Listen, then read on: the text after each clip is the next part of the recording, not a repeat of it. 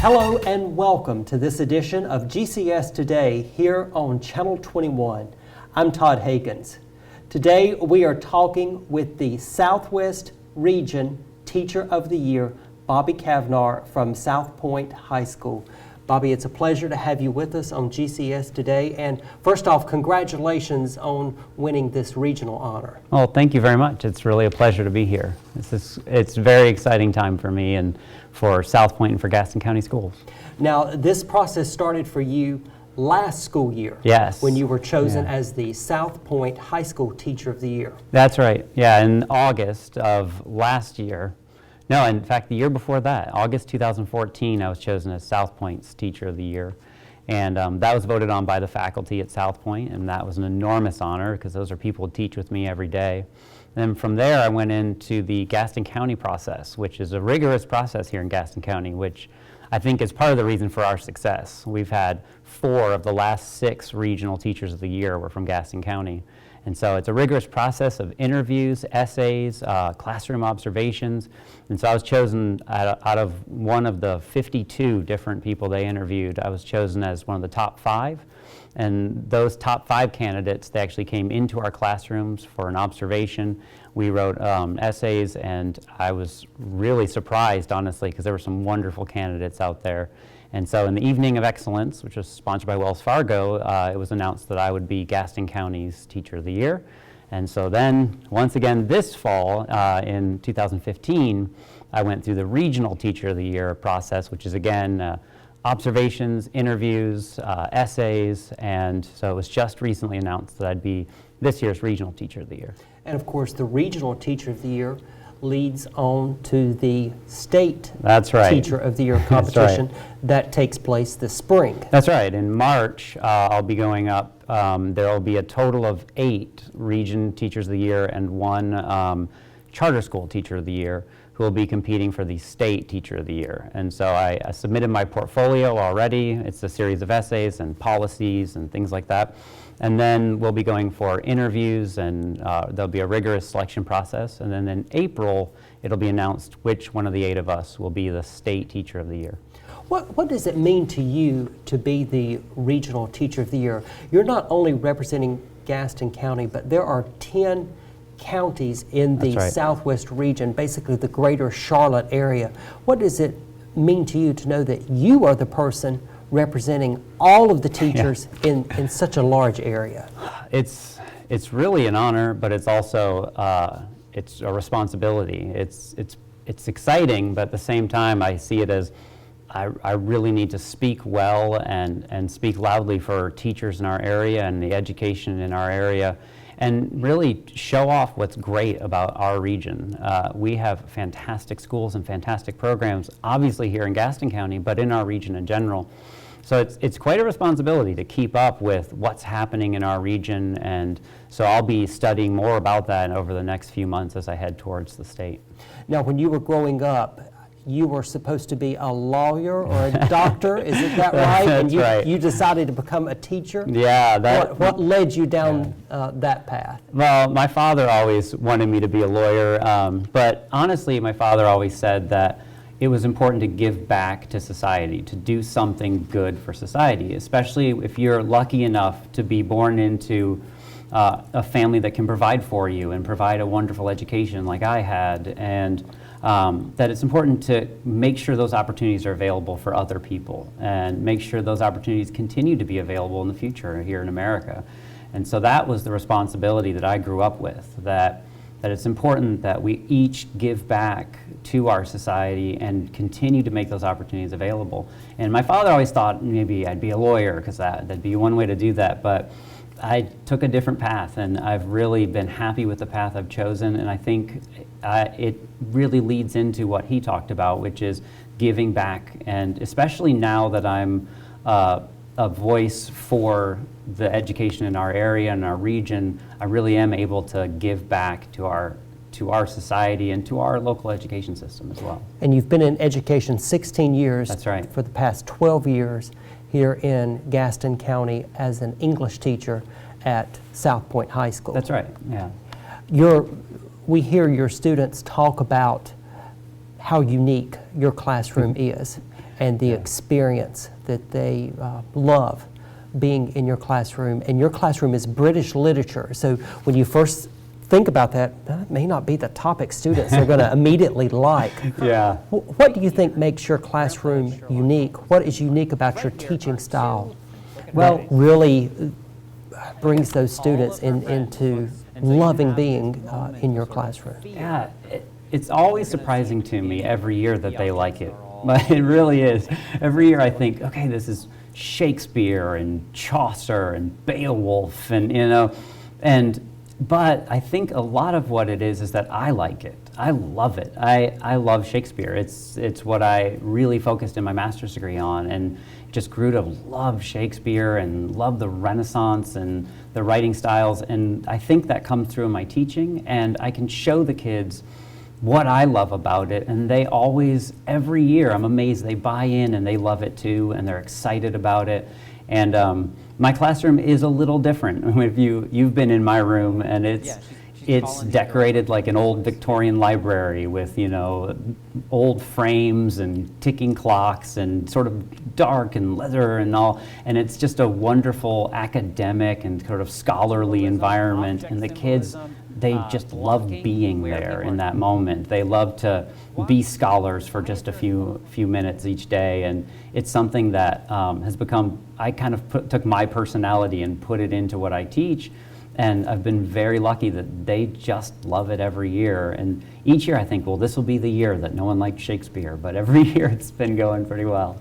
I have been in your classroom, and in the one time that I was there, I can see why students love being in the classroom, because you're very engaging, and you make literature real for them. Thank you. That's what I try to do, is also show them how the ideas of Shakespeare and the ideas of Romanticism and the Victorians apply to what they're doing. Because many of them I know aren't going to go be poets or go be playwrights, but there's plenty of room in our world for beauty and art and literature and drama.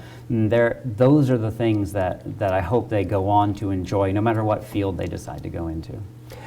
As the Regional Teacher of the Year, you said that you want to be a voice. Mm-hmm.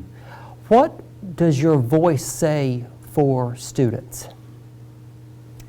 I think the voice that I want to give to students, obviously I'm a teacher, and I want to speak for teachers, and I want to speak about education, but what I want to say about education is really what we owe to the students.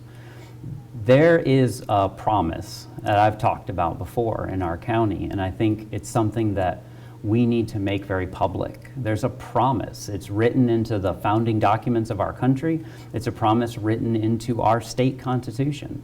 There's a promise that each of these kids should be given an equal shot, that they should have a fair and equal shot at life, and that's just not reality. In almost every way, in almost every part of their lives, there's inequality. There's going to be, all throughout their life, so much that is unfair and unequal. And I say it to my daughters all the time, well, life isn't fair. But we never stop to think that in some ways it should be fair. And that promise of a fair and equal shot is uniquely American. This idea that no matter where you're born and no matter who you are, you're going to get a fair shot. And that is what education does. That's what I want to be a voice for the kids, that they should be given an equal shot. They should be given a fair shot. And education, public education, is the one thing in their lives that can be fair, that can be equal, that each kid can be given a free, quality public education. And that's what it says in our state constitution, that they have a right to a free, quality public education. And that's what we do as teachers, and that's what we do as educators, and that's what I want to just shout from the rooftops, that this is why we're doing it, this is what we need to do, and that it doesn't need to be a partisan issue. It can be something that all of us can get behind, that all of us can agree that our kids deserve this. And that's what I want to say for students, is that we have to start demanding it. We have to start saying, you have a right to a great education. Bobbie, you make an excellent point, and I really appreciate those comments. about the purpose of public education. And I think more people need to hear those comments because what you said is absolutely true. And when you look at teachers and you look at the challenges that a teacher faces in the profession, what is your message for teachers? And what is your message for those college students or even younger that may be thinking about, hey, I'd like to be a teacher? Yeah, that's a tough question right now. In our state right now, we are currently ranked in the very bottom of environments for public school teachers. And so what we have is, unfortunately, really bright, talented, motivated young people who are just choosing other professions. And so we're hearing from the colleges that they're just graduating a fraction of what they used to in education majors. And so that's a very sad thing, because no one gets into education for money. That's not why we do it. And so everyone knows that. But at the same time, there has to be a competitive market for teachers in our state. We've got to make it a competitive profession. We have to make it competitive with the other states around us, and we have to make it competitive with similarly degreed areas as well, or young people aren't going to choose it. At the same time, though, they also need to see growth in the profession, a place to grow, and that's partly what they're not seeing, I think, that the difference between being a first-year teacher and being a 20-year teacher just isn't enough growth for them, and so they need to see a future in education. But what I would say to them is, you gotta hang on. You have to believe in it. So I've been in it for 16 years, and I've seen it rise and fall here in our state and here and across the country. I've seen our profession, rise in status and fall in status, and rise in pay and fall in pay, and all of those things. But if you believe in public education, you believe in what it's for, you believe in that promise that I talked about, that children across our state deserve good teachers. They deserve smart and talented, quality people. Then you've got to, as one of those people, believe in them and go into public education, knowing that you're gonna have to struggle sometimes, that there are going to be high times and low times in our profession. And right now, yeah, we're in a low point in our profession, but you've gotta know that good people are needed by those kids. We can't look at intelligent college graduates and say, don't go into teaching because there isn't a lot of growth. You go into teaching for the kids, you don't go into teaching for that. And so you got to believe in that and ride out those low spots and know that it's going to change. What kind of teachers do we have here in Gaston County Schools? We have really dedicated teachers here in Gaston County Schools. The teachers I've worked with over my 12 years here in Gaston County, I've been nothing but impressed by. It's just amazing. And if you think about what Gaston County is, how varied we are from the east end of Gaston County to the west end of Gaston County, it's such a variety of schools and such a variety of children. And from every school I've gone into, I was very lucky being one of Gaston's top 5. I got to also sit on the county for the Young Teacher of the Year, someone who's been teaching 3 years or less. And so I got to actually go into young teachers' classrooms and watch them teach, and I was blown away. I was absolutely blown away by the talented young people we have coming into Gaston County, and that's what we really need to do, is encourage those young people to come and see what Gaston County has to offer, because I love it here. I came here 12 years ago from Florida. I taught in Florida for 4 years and was just amazed by what Gaston County had to offer, and I've just been very, very happy. What we really do best in Gaston County is community schools. The community schools are what we are about and what we can offer that maybe some of the larger school systems like Charlotte Meck, it's harder for them to offer what we offer, which is, I know the names of my students' parents. I see them at the grocery store. I see them out at the ball game. If you come to a South Point ball game, there will be 5,000 people at that game. And that's a community who has bought into the school, and that's what Gaston County does better than anyone, is have a community who buys into a school and supports that school. Okay, I'm going to put you on the spot with this question. Okay. Do you think you can be the State Teacher of the Year? I hope so. Yes, I think I can be the State Teacher of the Year, and I certainly hope I am, not because I personally want to be the State Teacher of the Year, but because I think the things I have to say are things we need to hear as a state. I really want to be the state teacher of the year. If I'm chosen, that's fantastic, and I'm going to do my very best at it. But the main reason I want to be it is because I have a message that I think people need to hear in our state. I think we need to get away from thinking of education as a political football. We need to get away from thinking of education as a topic that some people agree with and other people don't. We can all disagree on how best to educate our children, but no one can disagree that it's our duty to educate our children. It's our duty to do what's right for our kids, to do what's best for our kids, and to give our kids a free, quality public education. It's an absolute civil right. It's a right that is theirs and that they deserve. And so I think that's a message that maybe has gotten overshadowed by politics. And so I would love to be the state teacher of the year because I think I have a message that people need to hear.